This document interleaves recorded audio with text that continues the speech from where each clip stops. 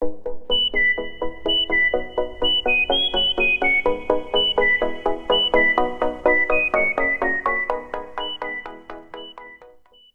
Everyone, this is me Shreya. कैसे हैं आप सब? I hope you are doing good. तो बात करते हैं आज के वीडियो की। यार, वीडियो स्टार्ट करने से पहले मैं आप लोगों को कुछ बताना चाहती हूँ, और वो ये है कि अगर आपको लगता है कि बोर्ड्स एग्ज़ाम में अच्छा स्कोर करना, मतलब 90 प्लस स्कोर करना, 95 प्लस स्कोर करना बहुत ज़्यादा डिफ़िकल्ट है। मतलब टॉपर्स कोई अच्छी रेसिपी उनकी होती है पढ़ाई करने की, ऐसा कुछ भी नहीं है। उनकी सिर्फ एक ही रेसिपी होती है कि वो लोग कंसिस्टेंट रहते हैं। ठीक है, सिर्फ और सिर्फ कंसिस्टेंट रहते हैं। अगर आज आप 7 घंटे पढ़ रहे हो तो आपको कल भी 7 घंटे पढ़ने, अगले 2 महीने तक आपको 7 घंटे पढ़ना ही पढ़ना है। तब ये चीज़ें जब कंटिन्यू रहती हैं ना, तब कोई भी एग्ज़ाम आपके लिए डिफ़िकल्ट नहीं होता है। तो सबसे पहले अपने मन में से ये डर निकाल दें, स्पेशली 10th क्लास के बच्चे जिनको लग रहा है कि हम फर्स्ट टाइम बोर्ड्स एग्जाम देने वाले हैं, पता नहीं क्या होगा, अच्छा होगा, बुरा होगा। सबसे पहले अपने मन में से ये सारी चीज़ें निकाल दो। अगर आपकी प्रिपरेशन 100% है, अगर आप अपना 100% दे रहे हैं, तो कोई भी चीज़ आपको 100% लाने से रोक नहीं सकती। एटलीस्ट आपके 99-98% तक तो आ ही जाएंगे अगर आप कंटिन्यू पढ़ाई करते हैं तो। ठीक है, तो सबसे पहले क्या करना है, डरना बिल्कुल भी नहीं है। अपने मन में से डर निकाल दो। ओके, तो अब बात करते हैं स्ट्रैटेजीज़ की। सबसे पहले हमें क्या करना है, अगर आपका कोई भी फेसबुक अकाउंट है, अगर आपका कोई भी इंस्टा अकाउंट है, अगर आपका व्हाट्सएप पे कोई भी अकाउंट है, कोई भी क्या, व्हाट्सएप पे तो एक ही अकाउंट होता है। अगर आप व्हाट्सएप यूज़ करते हो, व्हाट्सएप मे बी सेफ़, पर अगर वो तभी सेफ़ है, व्हाट्सएप आपके लिए तभी सेफ़ है जब आप सिर्फ उन लोगों को फॉलो करो जिनसे आपको कुछ फ़ायदा मिल रहा है, मतलब जो आपकी लाइफ में वैल्यू एडिशन कर रहे हैं। फालतू के फ्रेंड्स चिट चैट करने के लिए अगर आप उनको व्हाट्सएप पे रख रहे हो तो वो सिर्फ आपके लिए डिस्ट्रैक्शन का काम करेगा। यह चीज़ आपको भी पता है। इतने टाइम से आप यही चीज़ करते चले आ रहे हो। आप फेसबुक पे टाइम वेस्ट कर रहे हो, आप इंस्टा पे टाइम वेस्ट कर रहे हो, आप व्हाट्सएप पे टाइम, आपको पता भी नहीं चलता कब 6 घंटे 7 घंटे बस यूँ ही निकल जाते हैं। और वो 6-7 घंटे अगर आप पढ़ाई में किसी अच्छी जगह पे इन्वेस्ट करो तो कितना अच्छा आउटपुट आएगा, इसका शायद आपको खुद का अंदाज़ा नहीं है। फर्स्ट ऑफ ऑल क्या करना है, तो फेसबुक हटाना है, इंस्टाग्राम हटाना है, व्हाट्सएप हटाना है। अपने फ़ोन में से जितने भी ये फालतू के जितने भी अकाउंट हैं आपके, जितने भी सोशल मीडिया पे जहाँ पर भी कहीं पर भी आप एक्टिव हो, प्लीज़ से प्लीज़ उनको जाकर के अभी के अभी अनइंस्टॉल करो, जाके उड़ा दो फ़ोन से। कोई ज़रूरत नहीं है, कोई ज़रूरत नहीं है। अब आपके पास सिर्फ 2 महीने का टाइम बचा, हमें सिर्फ लग के पढ़ाई करनी है। अगर आपको 95 प्लस चाहिए, अगर आपको 90 प्लस चाहिए, ठीक है, अगर आपको इस स्कोर में जाना है तो आपको पहले तो ये सब सारी चीज़ों से पहले अपना डिस्ट्रैक्शन काटना पड़ेगा। सबसे पहले आपको डिस्ट्रैक्शन काटना पड़ेगा। सबसे पहले क्या करो, वीडियो पॉज करो और जाके पहले अपनी डिस्ट्रैक्शंस, मतलब ये सारी चीज़ें अपने काट करके आओ। लेकिन बात है कि एक पॉजिटिव अफर्मेशन रखना है। ठीक है, पॉजिटिव अफर्मेशन मतलब खुद के ऊपर भरोसा रखना है। एक सुपर पॉजिटिव एनवायरनमेंट अपने आसपास क्रिएट करना है। आपको खुद को पॉजिटिव रहना पड़ेगा। You need to be super affirmative. Okay, you need to be super affirmative. एक तो होता है कि हाँ, हमें अफर्मेटिव रहना है, हमें पॉजिटिव रहना है, लेकिन इस पॉइंट पे जिस बच्चे ने अभी तक कुछ भी नहीं पढ़ा है उसको अब सुपर अफर्मेटिव होने की ज़रूरत है। उसे खुद पे भरोसा रखने की ज़रूरत है। इस पॉइंट पे तुम्हारे मॉम डैड तुम पे ट्रस्ट नहीं करेंगे कि साल भर तो तूने पढ़ाई नहीं करी, अब 2 महीने में तू क्या कर लेगा। ठीक है, तो ये चीज़ें आपको पेरेंट्स से भी सुनने को मिलेंगी, ये चीज़ें आपको आपके नेबरहुड से तो बहुत ज़्यादा सुनने को मिलेंगी, आपके पड़ोसियों से बहुत सुनने को मिलेंगी। तो आपको क्या करना है, इन सब ये सारी डिस्ट्रैक्शंस हैं, इन सबको काटना है। खुद का एक एनवायरनमेंट बनाना है। आप जहाँ पर भी बैठ के पढ़ाई करते हो वहाँ पे लिख डालो आपका जो भी गोल है। गोल तो हमेशा 100% ही रखना है, चाहे कोई भी एग्ज़ाम दे रहे हो आप, गोल हमेशा 100% रखना है। अपने आप जहाँ पर भी पढ़ रहे हो, टेबल पे, कुर्सी पे, जहाँ पर भी पढ़ रहे हो, जहाँ पर भी आपकी नज़र जा रही है, वहाँ हर जगह लिख दो यार। दीवारों पे मत लिखना, नहीं तो मम्मी डांटेंगी। अपनी कॉपी में लिख लो, ऐसी बुक के फर्स्ट पेज पे लिख लो कि आप बुक ओपन कर रहे हो, आपको सबसे पहले वो आपका गोल दिखाई देना चाहिए। ठीक है, कि मेरे को 100% स्कोर करना है। तो अपने आसपास एक पॉजिटिव अफर्मेशन बना के रखो, एक पॉजिटिव एनवायरनमेंट क्रिएट करके रखो। You need to be super positive. ये चीज़ अच्छे से अपने दिमाग में डाल लो। थर्ड चीज़ आती है यार, control your environment. Okay, control, मैं सिर्फ कंट्रोल लिख रही हूँ। कंट्रोल किस चीज़ का कंट्रोल?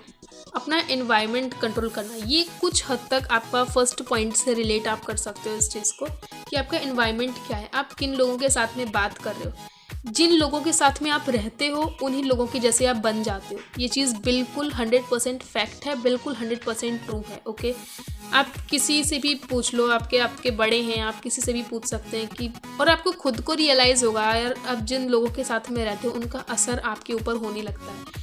जैसी संगत रखोगे अपने साथ में वैसे आप बन जाओगे। तो अच्छे लोगों के साथ में रखो। आप जिसको भी फॉलो कर रहे हो वो पर्सन आपकी लाइफ में वो पर्सन होना चाहिए जो आप अपनी लाइफ में बनना चाहते हो। ठीक है, जिस डायरेक्शन में आप जा रहे हो वही पर्सन आपको फॉलो करने चाहिए। ठीक है, आप उन्हीं लोगों को फॉलो करो जिस डायरेक्शन में आप जा रहे हो। जैसे कि आपको यूपीएससी का एग्ज़ाम देना है। ठीक है, तो आप यूपीएससी का एग्ज़ाम में ऐसा थोड़ी ना कि बस एग्ज़ाम पास करना, नहीं यार। अगर गोल रख रहे हो, अगर यहाँ तक आपकी सोच है कि मेरे को यूपीएससी का एग्ज़ाम देना है, तो आपको गोल बहुत बड़ा रखना है। तो टॉपर्स के साथ में आप अटैच रहो। अटैच कैसे रहोगे? आप यूट्यूब पे जाके उनको सब्सक्राइब कर सकते हो ताकि उनकी नोटिफिकेशंस वगैरह आपको मिलती रहें, और उनके वीडियोस देखो कि वो कैसे पढ़ाई करते हैं, कैसे नहीं पढ़ाई करते, क्या चीज़ करते हैं, क्या चीज़ नहीं करते हैं। ठीक है, what to do, what not to do, ये सारी चीज़ें। इन लोगों के साथ में अटैच रहो। सारे दिन आपके माइंड में आप क्या फीड करते हो? माइंड आपका एक बॉक्स है। इस बॉक्स में आप जो डालोगे ये बॉक्स उसी से फिल होगा। ठीक है, तो अच्छी चीज़ें डालो तो अच्छी चीज़ें आपके आउटपुट में भी निकल के आएंगी। जितना अच्छा इनपुट उतना अच्छा आउटपुट, ये चीज़ बिल्कुल सही चीज़ है। जितना अच्छा आप इनपुट डालोगे उतना ही अच्छा आपको आउटपुट निकल करके आएगा। तो अपना एनवायरनमेंट कंट्रोल करके रखो, क्योंकि ये एनवायरनमेंट जो आप बनाओगे वही चीज़ें आपकी पेपर में हेल्प करने वाली। अगर आपका एनवायरनमेंट ही बहुत ख़राब है, मतलब आपके एनवायरनमेंट में ऐसे लोग हैं जो कि दिन भर आपको डीमोटिवेट करते रहते हैं, अरे तेरे से नहीं हो पाएगा, अरे तू ये स्कोर नहीं कर सकता, अरे बड़ा चला टॉप करने के लिए। अगर आप ऐसे लोगों के बीच में रह रहे हो तो आप बहुत ज़्यादा डीमोटिवेट हो जाओगे। इसको आप कहीं ना कहीं इस पॉइंट से भी कनेक्ट कर सकते हो। तो थर्ड पॉइंट भी बहुत इंपॉर्टेंट है, अपना एनवायरनमेंट कंट्रोल करके रखना। आप कहाँ बैठ रहे हो, कहाँ नहीं बैठ रहे हो, वो आपको खुद से डिसाइड करना है। एक डिसीज़न ले लेना, फोर्थ पॉइंट है हमारा। क्या है? डिसीज़न। राइटिंग मेरी बहुत बुरी है। तो डिसीज़न अपना 100% का गोल रखो। डिसीज़न क्या है आपका? मुझे करना है तो करना है, मुझे 100% लेके आने हैं तो आने हैं। अगर आप अपना किसी चीज़ में 100% इनपुट देते हो ना, तो कहीं ना कहीं आपका 100% आउटपुट ज़रूर निकल के आता है। जितना अच्छा इनपुट डालोगे उतना अच्छा आउटपुट निकल करके आएगा। ये बिल्कुल फैक्ट है। अगर आप अभी लग के पढ़ाई करते हो तो रिज़ल्ट में उतना ही अच्छा आपका रिज़ल्ट आएगा, रिज़ल्ट में उतने ही अच्छे आपके मार्क्स आएंगे। तो एक अच्छा सा डिसीज़न बना लो कि मुझे ये चीज़ करनी है तो करनी है। ये बहुत इंपॉर्टेंट चीज़ें हैं यार। अभी हम अपने आने वाले पॉइंट्स की तरफ मूव कर रहे हैं, लेकिन उनसे पहले ये बहुत इंपॉर्टेंट चीज़ें हैं। इन्हें कॉपी पेन पे नोट कर लो और सब चीज़ अच्छे से प्रैक्टिस करो। हमने 4 पॉइंट्स के बारे में डिस्कस किया है। एक 5th पॉइंट है हमारा, वो पता है क्या है? वो है आपका सिलेबस। ओके, आपका सिलेबस। Know your syllabus. सबसे पहले आपको अपना सिलेबस पता होना चाहिए कि आपका, चाहे आप कोई सा भी एग्ज़ाम दे रहे हो, आपका सिलेबस आपके हैंड में होना चाहिए। ठीक है, आपके हाथों में होना चाहिए आपको सिलेबस में क्या क्या पढ़ना है। और सबसे फ़ायदे वाली चीज़ इस बार ये है कि सीबीएसई ने काफ़ी सारी चीज़ें रिड्यूस की हैं, राइट। कुछ तो पूरे चैप्टर्स ही डिलीट कर दिए हैं। और तो वहाँ से क्या है कि अगर आपको ये नहीं पता कि आपके सिलेबस में क्या क्या पढ़ना, तो आप बहुत कुछ एक्स्ट्रा पढ़ लोगे जिसकी नीड नहीं है।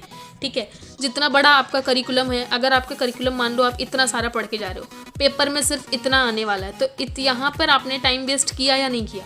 इस पार्ट में आपने बहुत ज़्यादा टाइम वेस्ट कर दिया। आपका सारा इनपुट यहाँ होना, जहाँ आप 100% इनपुट यहाँ डालते तो आपका बहुत अच्छा रिजल्ट आता। आपने 50% इनपुट यहाँ डाला, 50% इनपुट यहाँ डाला, तो यहाँ से आउटपुट भी तो 50% के आसपास ही आएगा, राइट। तो बेस्ट है कि आप अपना सिलेबस पहले अच्छे से नेट पे जाके अपना सिलेबस सारा निकाल लो और बहुत अच्छे से फिर उन्हें प्रैक्टिस करो। नेक्स्ट है आपका PYQs, प्रीवियस ईयर क्वेश्चंस। एक टॉपर सबसे ज़्यादा इन्हीं चीज़ों पे फोकस करता है, और आपको भी टॉपर अगर बनना है तो इन चीज़ों पे फोकस करना ही पड़ेगा, तभी आपके बहुत अच्छे मार्क्स निकल करके आएंगे। ओके, तो करना क्या है, मैं प्रीवियस ईयर क्वेश्चंस की, अगर आप नेट से डाउनलोड कर सकते हो तो नेट से डाउनलोड कर लीजिए, नहीं तो पेपर बैक जो फॉर्मेट होता है हमारा, पेपर वाला फॉर्म, आप मार्केट में जाओ, आप वहाँ से एक बुक खरीद के ला सकते हो। इस बार ओसवाल पब्लिकेशन बहुत बेस्ट कहा गया है। Okay, previous year questions and sample papers also, latest sample papers, ठीक है, जो कि रिड्यूस्ड सिलेबस के हिसाब से हैं, वो वाले सैम्पल पेपर आपको प्रैक्टिस करने हैं। अभी नहीं करने, अभी मैं सिर्फ एक ओवरव्यू दे रही हूँ अभी आपको इस चीज़ें प्रैक्टिस नहीं करनी, चीज़ें जब आप पूरा सिलेबस कवर कर लें उसके बाद प्रैक्टिस करनी। इसके बाद नेक्स्ट पॉइंट है हमारा कि आपने रिवीजन कितने बार किया है। ये मैं बोर्ड एग्ज़ाम्स के पर्सपेक्टिव से बोल रही हूँ। बोर्ड एग्ज़ाम्स यार किस चीज़ पे मैटर करता है पता है? इस पे मैटर नहीं करता कि आपने सिलेबस कितना कवर किया है। साल के एंड तक, जैसे कि आपका एग्ज़ाम मई में स्टार्ट होने वाला है 10th 12th दोनों का, तो अगर आपका सिलेबस अगर आपके एग्ज़ाम मई से स्टार्ट होने वाला है तो इसका मतलब ये नहीं कि अप्रैल के लास्ट तक 6 मई से आपके एग्ज़ाम स्टार्ट है तो 5 मई तक आप अपना सिलेबस ही कंप्लीट करें। नो, वो मैटर नहीं करता है। मैटर ये करता है कि सिलेबस कंप्लीट करने के बाद आपने कितनी बार रिवीजन किया है। ठीक है, कितनी बार आप रिवीजन करते हो। रिवीजन बहुत इंपॉर्टेंट रोल प्ले करता है किसी भी एग्ज़ाम को क्रैक करने में। तो फोकस इस पे नहीं रखना है कि मुझे अपना सिलेबस कंप्लीट करना है, वो तो एक पॉइंट है ही, लेकिन साथ में हमें रिवीजन पे ज़्यादा ध्यान देना है। ओके, अब रिवीजन कितनी बार करना है, तो एटलीस्ट एक चैप्टर का मिनिमम 3 टाइम्स रिवीजन तो होना ही चाहिए। एक चैप्टर का मिनिमम 3 टाइम्स रिवीजन, अगर आपको यहाँ तक आना है तो।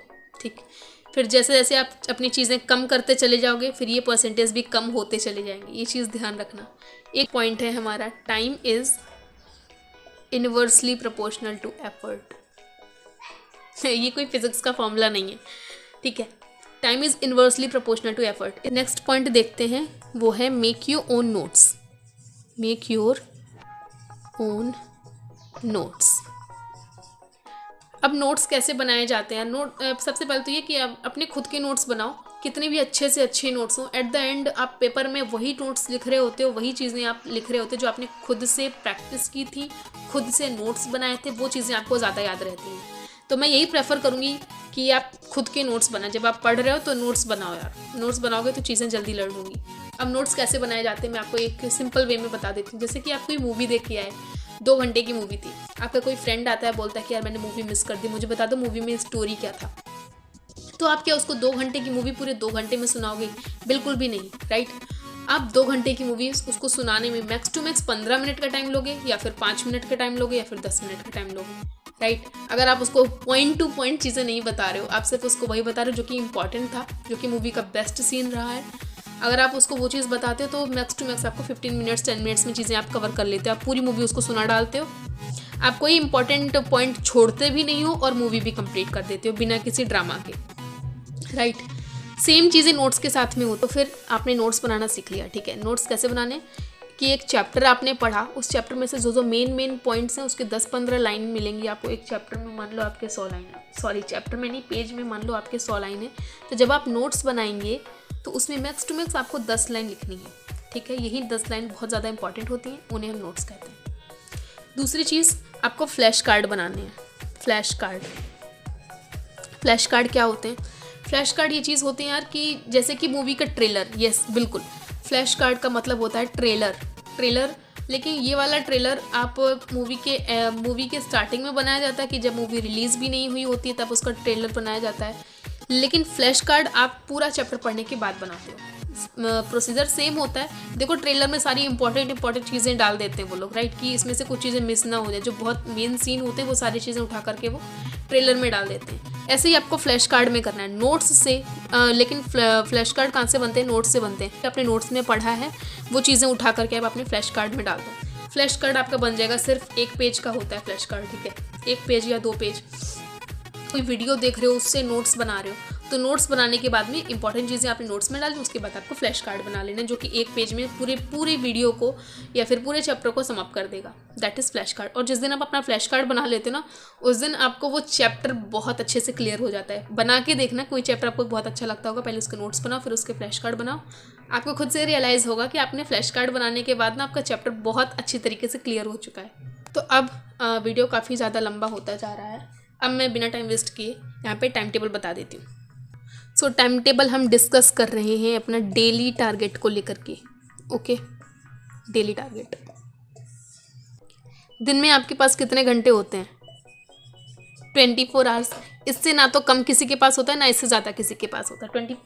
24 आवर्स सबके पास होते हैं। तो ये वाला जो टाइम टेबल है आपका, इतना बेस्ट रहेगा कि आप 10th क्लास का बच्चा भी इसे फॉलो कर सकता है, 12th क्लास का बच्चा भी इसे फॉलो कर सकता है। वही बच्चा जिसको 98% चाहिए, जिसको 95 प्लस चाहिए, जिसको 90 प्लस चाहिए, जिसका टारगेट 100% का है।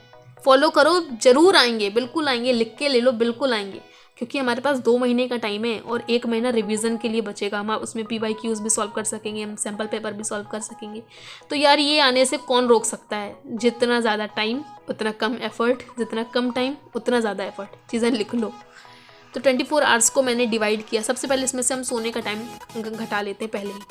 तो 24 में से अगर मैं 7 घंटे माइनस कर दूँ, कितना बचा मेरे पास? 17 आवर्स, राइट। 7 आवर्स मैंने घटाए सोने के लिए। 24 घंटे में से आपको सिर्फ 7 घंटे ही सोना है, क्योंकि अगर आप इससे ज़्यादा सोते हो तो वो आपकी नींद नहीं होती, वो आपका आलस होता है। सबसे पहली बात तो ये, अगर आप 7 घंटे से ज़्यादा सो रहे हो तो वो नींद नहीं है, वो आलस है। 7 घंटे में सबकी नींद कंप्लीट हो जाती है, सबकी नींद कंप्लीट हो जाती है। तो अगर आप 7 घंटे से ज़्यादा सो रहे हो तो वो आपका आलस है। उठ जाओ 7 घंटे बाद। उसके बाद क्या करना है?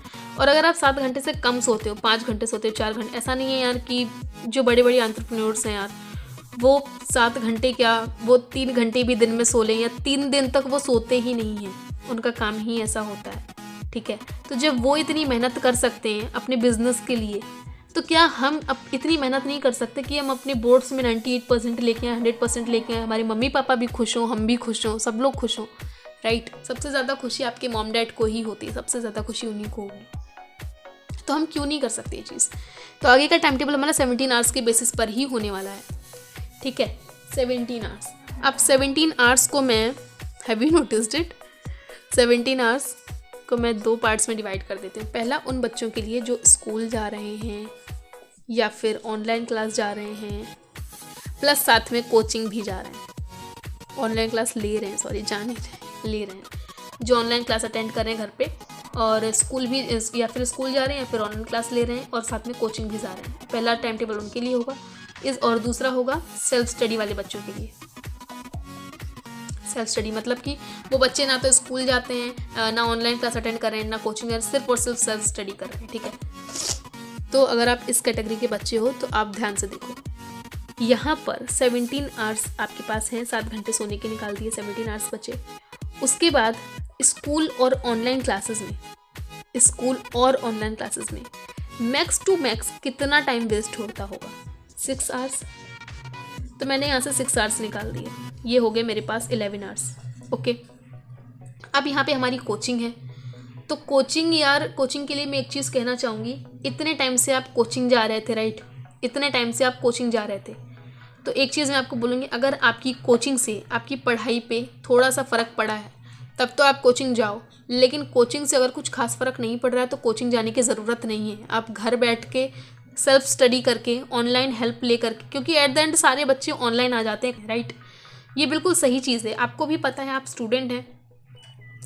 तो 11 आवर्स में से अगर आप कोचिंग जा रहे हो तो मैक्स टू मैक्स आपकी कोचिंग में 4 घंटे तो आपको लगते होंगे, 5 घंटे लगते होंगे, मैं 4 घंटे मान के चल रही हूँ, या चलो ठीक है 5 घंटे मान लेते हैं कि आपके कोचिंग में 5 घंटे आप जा रहे हो। यहाँ से सब्ट्रैक्ट करेंगे, अब हमारे पास रह गए 6 आवर्स, ठीक है। 6 आवर्स टाइम सेल्फ स्टडी के लिए बहुत है। अब 6 आवर्स में से यार अगर एक चीज़ मैं आपको बोलूँ कि ऐसा तो है नहीं कि अब आप उठे 7 घंटे सो करके तुरंत स्कूल भाग गए, ठीक है, तुरंत के तुरंत स्कूल भाग गए, 6 घंटे वहाँ पे पढ़ के आ गए, फिर तुरंत के तुरंत कोचिंग चले गए, 5 घंटे वहाँ बर्बाद करके आ गए, अब आखिरी में आपके पास 6 घंटे बचे, अब आप बैठ के पढ़ रहे हो। क्या ये हो सकता है? नहीं, आपको थोड़ा सा एक्स्ट्रा टाइम चाहिए होगा। वो किस लिए? आपको आपका डेली का जो काम कर, आपको नहाना है, खाना खाना है, राइट, आपको ये सब काम भी करना है, डेली का काम है। तो अपने डेली के काम के लिए भी आपको मैक्स टू मैक्स में आपको अगर यहाँ से 2 घंटे निकाल दो, कितने बचे? 4 घंटे बचे। अब क्या 4 घंटे में आपका सिलेबस कंप्लीट हो सकता है? बिल्कुल हो सकता है, not to worry about that कि मेरे पास 4 घंटे मेरे सिलेबस कंप्लीट नहीं हो सकता। यार आप स्कूल ऑनलाइन क्लासेस में टाइम वेस्ट थोड़ी ना कर रहे हो, कोचिंग में जाके टाइम वेस्ट थोड़ी ना कर रहे हो। और मैंने आपको बता दिया, अगर सच में आप टाइम वेस्ट कर रहे हो तो प्लीज़ कोचिंग जाना छोड़ दो, आपके 5 घंटे बच जाएंगे। 5 घंटे बहुत बड़ी बात है, 5 + 4 9 घंटे होंगे, आप 9 घंटे सेल्फ स्टडी कर पाओगे। सोचो कितना बड़ा इम्पैक्ट पड़ेगा, राइट। तो 4 घंटे के सेल्फ स्टडी में आप क्या करोगे? 4 घंटे में आप वहाँ टाइम लगाओगे जहाँ आप देखोगे कि आपकी चीज़ें क्या क्या वीक हैं, पहले उनको कवर करने की कोशिश करो, ठीक है। जो अच्छे से आता है उसको रिवीजन करो, जो नहीं आता है उसको प्रैक्टिस करो कि वो चीज़ आप जल्दी से जल्दी सीख सको। अब बात करते हैं सेल्फ स्टडी वाले बच्चों के लिए। 4 घंटे में जैसे कि आपका फिजिक्स है, केमिस्ट्री है, मैथमेटिक्स है, ये मेन सब्जेक्ट्स होते हैं हर क्लास के लिए। अगर आप 10th में हो तब भी, अगर आप 12th में हो तब भी। फिजिक्स, केमिस्ट्री यानी कि साइंस 10th वाले बच्चों के लिए, SST science, mathematics, right. English, Hindi में उतना ज़्यादा कोई फ़र्क नहीं पड़ता, उसको आप बहुत कम टाइम में भी कवर कर सकते हैं, लेकिन साइंस में थोड़ा सा आपको ध्यान देना पड़ता है। और इस बार तो बहुत ज़्यादा सिलेबस रिड्यूस हो चुका, तो 4 घंटे is more than enough for you, ठीक है, सेल्फ स्टडी करने के लिए। क्योंकि आप स्कूल में टाइम पास नहीं करो, स्कूल में भी ध्यान से पढ़ो, जो चीज़ सर बता रहे हैं, जो मैम बता रही हैं, उनको ध्यान से पढ़ो, टाइम वेस्ट करने मत जाओ वहाँ पे। तो ओके, 17 आवर्स ये हैं आपके सोने के बाद के, बच गए 17 आवर्स। और उसके बाद अगर मैं यहाँ से 17 आवर्स में से, क्योंकि आप कहीं नहीं जा रहे हो, ना तो आप स्कूल जा रहे हो, ना आप ऑनलाइन क्लास ले रहे हो, ना आपका कोचिंग ले रहे हो, तो आपका बहुत बहुत बहुत ज़्यादा टाइम बच रहा है, राइट। बहुत सारा टाइम बच रहा है, इसमें आप बहुत अच्छा स्कोर कर सकते हो। तो 17 में से अगर आप घर पे रह रहे हो तो आपकी मम्मी ऐसे नहीं बोलेंगे कि बेटा तुम चलो ठीक है घर पे रह रहे हो तो सिर्फ पढ़ाई करो, नहीं। इवन गर्ल्स को तो बिल्कुल भी नहीं, मैं समझ सकती हूँ। तो आपको घर पे भी काम करना पड़ता है। तो अगर मैं यहाँ से 4 घंटे निकाल दूँ, 4 घंटे, यस, मोर देन इनफ, इससे ज़्यादा टाइम वेस्ट नहीं हो सकता घर पे। 17 में से 4 गए, मेरे पास 13 आवर्स बच गए। 13 घंटे अब आप सेल्फ स्टडी लग के करो, चाहे आप 12th में हो, चाहे 10th में हो, टॉप करने वाले हो। 13 आवर्स अगर आप कंटिन्यू पढ़ाई करते हो, कंटिन्यू का मतलब ये नहीं है कि बैठ गए तो बस बैठ गए, 13 घंटे के बाद ही उठेंगे, ऐसा बिल्कुल नहीं करना है। इतना ज़्यादा स्ट्रेस नहीं लेना है। अपने टाइम को पार्ट्स में डिवाइड कर दो, 2-2 घंटे के स्लॉट्स में डिवाइड करो। फिर 2-2 घंटे में भी अगर आप और ज़्यादा स्लॉट्स ले सकते हैं, जैसे कि आप थोड़ी देर पढ़ाई किया आपने, फिर थोड़ी देर उठ गए, फिर थोड़ी देर पढ़ाई किया, फिर थोड़ी देर के लिए उठ गए। लेकिन उठना कितने, उठने का टाइम आपका 4 घंटे से ज़्यादा नहीं होना चाहिए। 13 आवर्स आपको पढ़ाई में देने ही देने हैं, ठीक है। देख रहे हो आपके पास 13 आवर्स है पढ़ाई करने के लिए। तो 10th क्लास वाले बच्चों के लिए बहुत सही चीज़ है यार। 13 घंटे अगर आप लग के पढ़ लेते हो तो ये बहुत दूर नहीं है। तो PCM ये क्या कर दिया, physics, chemistry, mathematics, biology, English, Hindi, सबको थोड़ा थोड़ा टाइम दे दो। कंप्यूटर, SST, इन्हें कहाँ भेजोगे, राइट। कंप्यूटर, SST ये 10th क्लास वाले बच्चों के लिए थोड़ा थोड़ा करके अगर आप टाइम डिवाइड कर दो। जैसे कि इंग्लिश में आपने 1 घंटा दिया, और इंग्लिश 2 बार लिख दिया मैंने, चलो ये हिंदी हो गया। हिंदी आपने 1 घंटा दिया, इंग्लिश को आपने 1 घंटा दिया, मैथमेटिक्स को एटलीस्ट 2 घंटे देना, फिजिक्स को एटलीस्ट 2 घंटे देना, SST में भी मैं कहूँगी 2 घंटे देना। SST यार अगर आपको लगता है कि बहुत ज़्यादा ईजी है तो ऐसा नहीं है कि बहुत ईजी है, और ऐसा भी नहीं है कि बहुत मुश्किल है करना है SST में स्कोर। आसान है, लेकिन आप कंसिस्टेंट रह के पढ़ाई का, ऐसा नहीं कि आज आपने 2 घंटे पढ़ लिया कल आपने पढ़ा ही नहीं, राइट। डेली के डेली हर सब्जेक्ट को बराबर प्रायोरिटी देना, क्योंकि आपका ओवरऑल मार्क्स डिपेंड करता है सारे सब्जेक्ट पे, सिर्फ एक सब्जेक्ट पे मार्क्स डिपेंड नहीं करते हैं, राइट। हर सब्जेक्ट्स में आपको इक्वली उतनी मेहनत डालनी, जितनी आप फिजिक्स में मेहनत लगा रहे हो उतनी मेहनत आपको हर सब्जेक्ट में लगानी है, तब जाके आपकी ओवरऑल परसेंटेज कवर हो पाती है। कंप्यूटर यार अगर मैं कंप्यूटर की बात कहूँ तो कंप्यूटर में डेली, अगर आप 10th क्लास में पढ़ रहे हो तो डेली 1 घंटा बहुत है, 12th में भी पढ़ रहे हो तो 1-1.5 घंटा बहुत है। तो आपको ये चीज़ यहाँ पे क्लियर हो चुकी होगी। मैं आपको ये चीज़ बता दूँ कि 10 आवर्स में और इधर 4 आवर्स में आपको पढ़ना क्या है। ये 3 घंटे सिर्फ रिवीजन के लिए हैं, ठीक है, ये 3 घंटे सिर्फ और सिर्फ रिवीजन के लिए हैं। लेकिन इधर 10 आवर्स में और इधर 4 आवर्स में आपको पढ़ना क्या क्या है। आपको वो चीज़ें पढ़नी है जो चीज़ आपकी या तो वीक है उसे आप स्ट्रेंथन करेंगे, ठीक है। जो चैप्टर आपका वीक है सबसे पहले उन्हें अच्छे से स्ट्रेंथन कर लीजिए, ताकि वो चैप्टर जो आपको आता है वो ना छूट जाए। सबसे पहले आपको वो चीज़ें स्ट्रेंथन करनी है। उसके बाद आपको नए चैप्टर स्टार्ट करने हैं, जो चीज़ आपको बिल्कुल से नहीं आती है वो चीज़ आपको स्टार्ट करनी है। लेकिन फोकस पता है किस पे होना चाहिए, आपका फोकस होना चाहिए मोर स्कोरिंग चैप्टर्स पे। मोर स्कोरिंग चैप्टर्स मतलब जैसे कि मैथमेटिक्स में मैथमेटिक्स में अगर आपका जो मेन चैप्टर है जैसे कि एलजेब्रा 10th क्लास में 20 नंबर का आ रहा है। एलजेब्रा इस बार 10th क्लास में 20 मार्क्स का आ रहा है, और मैथमेटिक्स में सबसे ज़्यादा अभी उसी में है 20 मार्क्स का। तो सबसे पहले आपको क्या करना है, आपको एलजेब्रा चीज़ें, एलजेब्रा के अंदर आपके जितने भी चैप्टर्स आते हैं आपको वो चीज़ें अच्छे से कवर करनी है।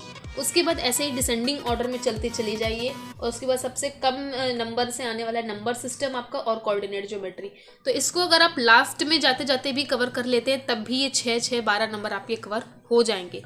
तो मेरे कहने का मतलब क्या है, डिसेंडिंग ऑर्डर में चलना है। सबसे पहले सबसे बड़ा, फिर उससे छोटा, फिर उससे छोटा, फिर उससे छोटा, ऐसे कर करके आपको मोर स्कोरिंग चैप्टर पे ज़्यादा ध्यान देना है इन 10 और 4 आवर्स में। और ये चीज़ आपको कब तक करनी है, मैं मान के चल रही हूँ कि मेरा वीडियो आप तक 15 फेब तक पहुँच रहा होगा तो 15 फेब से आप 15 अप्रैल तक ये चीज़ें फॉलो कर सकते हैं। ऑल्दो जब भी आपके पास ये वीडियो पहुँचे आप तभी से अपने हिसाब से 2 महीने का टाइम कैलकुलेट कर सकते हैं और तब से भी ये सारी चीज़ें स्ट्रैटेजी फॉलो कर सकते हैं। ओके, अब 15 अप्रैल के बाद क्या करना है, यहाँ तक आपने सिलेबस तो कवर कर लिया। अब जैसे कि मैंने आपको पहले बोला था, बोर्ड एग्जाम में ये मैटर नहीं करता कि आपने कितना सिलेबस कवर किया है, क्योंकि ऑल्दो सारे बच्चे पेपर के एंड तक, पेपर के जब से पेपर के स्टार्टिंग तक, जैसे कि आपका 6 मई से पेपर स्टार्ट हो रहा है तो 6 मई के 5 मई तक बच्चों का सिलेबस कंप्लीट हो जाता है। तो मैटर ये नहीं करता कि आपने सिलेबस कवर किया है या नहीं किया है, मैटर ये करता है कि जितना आपने कवर किया उतना आपने रिविजन किया है कि नहीं किया है, राइट। तो सबसे पहले आपको क्या करना है, आपको रिवीजन पे ज़्यादा ध्यान देना। अब एक चैप्टर को मैक्स टू मैक्स आप 3 टाइम्स रिवीजन कीजिए, मिनिमम 3 टाइम्स रिवीजन कीजिए। मैक्स टू मैक्स तो जितने ज़्यादा आप करो उतना ही अच्छा है, पर मिनिमम एक चैप्टर आपको 3 बार रिवाइज करना है। और फिर आपको 90 प्लस 95 प्लस जो भी आपका अच्छा सा गोल है उसे लाने से कोई नहीं रोक सकता। और गोल तो हमें 100% ही रखना है। ओके, गोल हमारा 100% ही होना चाहिए। वहाँ से 1-2 पॉइंट अगर कम भी हो गया तो वो अपने आप में बहुत बड़ा स्कोर होता है। 98% अपने आप में बहुत बड़ा स्कोर है, ठीक है, लेकिन गोल किस पे होना चाहिए, 100% पे। और 100% में कोई एक्स्ट्रा रेसिपी नहीं लगने वाली, यही सारी चीज़ें जो कि मैं एक ही वीडियो में मैंने सब कुछ कवर कर दिया है। 15 अप्रैल के बाद क्या करना है, एक बार आपने सिलेबस खत्म कर लिया, PYQs लगाने स्टार्ट कर दो पिछले 10 साल के, ठीक है, past 10 years time table, previous year questions आपको लगाने हैं पिछले 10 सालों के चैप्टर वाइज। ओके, ऑनलाइन से भी डाउनलोड कर सकते हैं, लेकिन अगर आप ऑनलाइन डाउनलोड नहीं कर रहे हैं तो आप मार्केट में जाकर के इसे ऑफलाइन भी परचेज कर सकते हैं। ऑफलाइन में आप ओसवाल पब्लिकेशन का मैं आपको प्रेफर करूँगी, बाकी आपको जो भी पब्लिकेशन ठीक लगती है आप वहाँ से भी जाके इसको पढ़ सकते हैं। तो 15 अप्रैल तक फॉलो करने के बाद इसके बाद आप 10 दिन तक कम से कम प्रीवियस ईयर क्वेश्चन सॉल्व करेंगे। 10 प्रीवियस ईयर क्वेश्चन सॉल्व करने हैं आपको, एवरी सब्जेक्ट, ठीक है, हर सब्जेक्ट का 10 पास्ट ईयर पेपर आपको सॉल्व करना है। उसके बाद बचे हुए टाइम में आपको सैम्पल पेपर प्रैक्टिस करने हैं। इंग्लिश में स्कोर करना बहुत इजी है, लेकिन टाइम लिमिट आप एग्जिट कर जाओ तो, अगर आप टाइम लिमिट के अंदर काम करते हो तो इंग्लिश के पेपर में स्कोर करना बहुत इजी, क्योंकि बहुत बच्चों को क्या होता है, पेपर छूट जाता है, उन्हें पेपर आता हुआ पेपर छूट जाता है और वो सबसे ज़्यादा रिग्रेट वाली चीज़ होती है। और ये कब नहीं होगा, जब आप बहुत सारे सैम्पल पेपर पहले से प्रैक्टिस करके रखेंगे। तो बचे हुए टाइम में हमें क्या करना है, सैम्पल पेपर प्रैक्टिस करना है। और बस सिर्फ इतना करने के बाद एक पॉजिटिव मेंटालिटी के साथ, एक पॉजिटिव नोट के साथ वीडियो को एंड करते हैं कि इसके अलावा और कोई ऐसी चीज़ नहीं है जो आपको 99% दिलाएगी। कोई एक्स्ट्रा रेसिपी नहीं है, दिस इज़ टॉपर्स रेसिपी। वो यही फॉलो करते हैं। आप किसी भी टॉपर का इंटरव्यू देख लो, किसी का भी देख लो, उन्होंने हर टॉपर ने अपने वीडियो में यही बोला है कि मैंने ज़्यादा से ज़्यादा रिवीजन पे ध्यान दिया था, राइट। सबसे ज़्यादा मैंने रिवीजन पे ध्यान दिया, मुझे कितना आता है उसको मैंने कितनी बार रिवाइज़ किया है, मैंने उस पर ध्यान दिया था। और प्रीवियस ईयर क्वेश्चन पेपर, वहाँ से आपको एक फॉर्मेट पता चल जाता है, क्योंकि क्वेश्चन घुमा फिरा के आते हैं, स्पेशली फॉर फिजिक्स, क्योंकि एक ही क्वेश्चन को कई तरीके से पूछा जाता है। तो जब आप बहुत सारे प्रीवियस ईयर क्वेश्चन सॉल्व करोगे तो आपको एक क्वेश्चन को एनालाइज करना खुद से आ जाएगा कि हाँ, ये क्वेश्चन इसमें सेम क्वेश्चन है, लेकिन यहाँ पे इस तरीके से पूछा गया, यहाँ पे इस तरीके से पूछा गया है, और वही चीज़ें घुमा फिरा के वो देते हैं पेपर्स में। तो पास्ट 10 ईयर्स के क्वेश्चन लगाओ, आपको सॉल्व, आपको 100% यहीं से मिलने वाला है। आपको मैटर करता है कि अगर आप कंसिस्टेंट हो तो, ठीक है, ये बहुत इम्पॉर्टेंट रोल प्ले करती है आपके बोर्ड्स एग्ज़ाम में, आपका कोई भी कॉम्पिटिटिव एग्ज़ाम है, ये चीज़ बहुत इम्पॉर्टेंट रोल प्ले करती है कि आप कंसिस्टेंट रह पाते हो या नहीं। और आपका रिविज़न, कंसिस्टेंसी, एंड बस you are here. So that is it for today. इससे भी बेस्ट अब आप क्या ही एक्सपेक्ट कर सकते हैं। मैंने सारी चीज़ें इस वीडियो में इंक्लूड कर दी, आपका सब कुछ, मतलब PYQ, sample papers, revision, positive notes and everything मैंने सब कुछ मेंशन कर दिया है। आई होप आपको ये वीडियो काफ़ी हेल्प करेगा। So trust yourself, stay positive and all the very best.